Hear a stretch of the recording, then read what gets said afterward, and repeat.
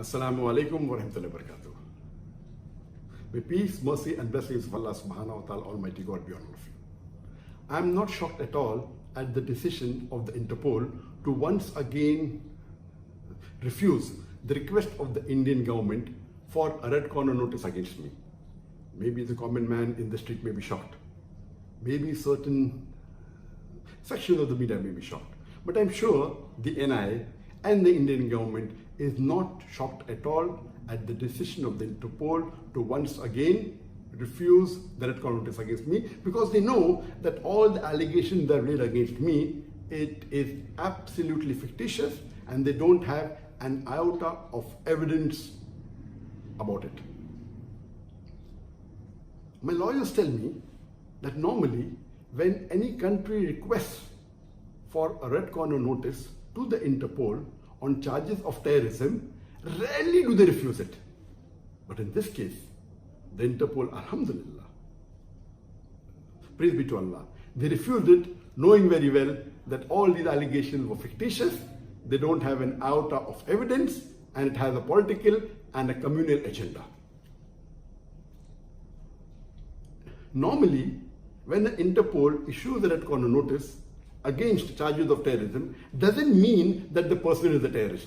He may be, he may not be, unless the court, in a court of law, after analyzing the evidences, say that he is a terrorist. Can you consider that there are chances he'll be a terrorist? Just by a red corner notice being issued does not indicate that the person is a terrorist. It has been for more than 3 years since the Indian government, the NIA, is trying to find evidence against me. They started in July 2016, 3 years ago, to find charges against me. First, they did allegation that I'm involved in terrorism. They could not give proof. Then they said I'm involved in hate speech. Then they went to money laundering. And alhamdulillah, all of their efforts have failed. Even the appellate court of ED, they clearly said, and they put a stay on them to attach my properties. That means the verdict of the judge carries a bigger weight than the complaint made by the ED. I wonder that why for the past 3 years is the NIA, the Indian agency, wasting the taxpayers' money just to follow the agenda of the political bosses? Don't they have the spine to speak the truth? Have not these officers read the Holy Scriptures? And I wonder that why is the Prime Minister of India, that is Narendra Modi, the NIA and the Indian agencies are not following the advice given to them in the Hindu scriptures? I am a student of comparative religion. I would like to advise them that why don't they follow the guidance given in Rig Veda in book number 7, chapter number 104, verse number 122, where it says that speaking truth is easy.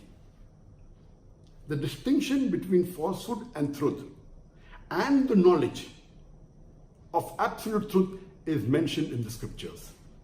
Falsehood is evil and brings destruction. Follow the truth, it is easy and simple. It's a simple advice. Speak the truth, it's simple and easy. Furthermore, it is mentioned in Mahabharata, in book number 8, chapter number 49, verse number 27, that speaking the truth is indeed very virtuous. There is no virtue which is more virtuous than speaking the truth. So I wonder that why aren't the Hindus, officers in NIA, in the Indian government, and the Prime Minister Modi is following the Hindu scriptures? But I'd like to mention a fact to you, that there are many officers in NIA who are really kind and truthful. And I know that when my organization, Islamic Research Foundation, was banned in November 2016, the NIA raided my office and was continuously there for more than 2 days. They were for more than 50 hours in the office. And my general manager at that time, who was Mr. Manzoor Sheikh, Man Lagrandim Jannah, he told me that the NIA officers were very frank in saying that we are wasting our time in spending so many hours in your organization, because we know that we will not find any evidence of terrorism in Islamic Research Foundation. Because we have heard the lectures of Dr. Zakir Naik, he speaks about priests, but we are forced by our superior to do a raid on this organization. One senior officer of NI went to the extent of saying, when his immediate boss told him to scrutinize and scan my lectures, and he told him thrice, and they could not find any evidence that I'm promoting terrorism. When his boss told him the fourth time that again you scrutinize the lecture, he was very frank to say that if I ask my juniors to watch Dr. Zakir Naik's tape again, I'm afraid that many would accept Islam. This means they are following the slogan of India, which is known to us, that Satyamevam Jayate. Where do they get the slogan from?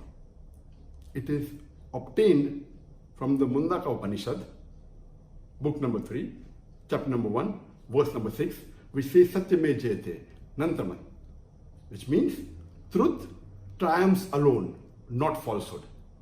I would like to thank the Interpol, because this message of the Upanishad is also mentioned in the Quran, in Surah Isra, chapter number 70, verse number 81, which says, وَقُلْ جَهَلَكْ وَذَاكَ الْبَاطِلِ إِنَّ الْبَاطِلَ كَانَ زَهُوقًا. When truth is hurled against falsehood, falsehood perishes. For falsehood, it's by its nature bound to perish. I would like to thank the Interpol. Though they are not Indian, they are following the advice of the Indian slogan Satyamevam Jayate, truth triumphs alone. They are following the advice given in the Upanishad as well as in the Quran.